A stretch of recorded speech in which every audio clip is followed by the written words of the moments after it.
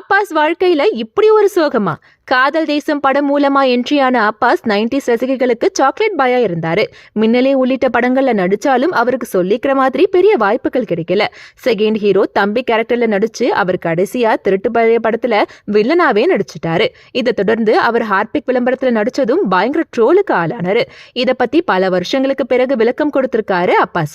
அவர் பேசும்போது ஹார்பிக் விளம்பரத்துல நடிச்சப்ப பல விமர்சனங்கள் வந்துச்சு.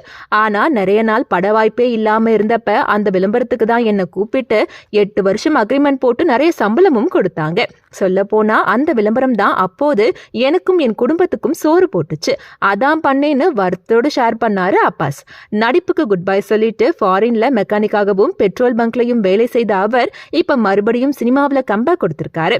அந்த வகையில ஜிவி பிரகாஷுக்கு வில்லனாகவும் ஒரு பாலிவுட் படத்திலையும் நடிக்க கமிட் ஆகியிருக்காராம். அட என்ன பாஸ், இப்ப ஷாருக் கான் கூட தான் ஹார்பிக் விளம்பரத்துல நடிக்கிறாரு. அவரை உங்களால ட்ரோல் பண்ண முடியுமா என்ன? எல்லாமே வெறும் நடிப்பு தானே.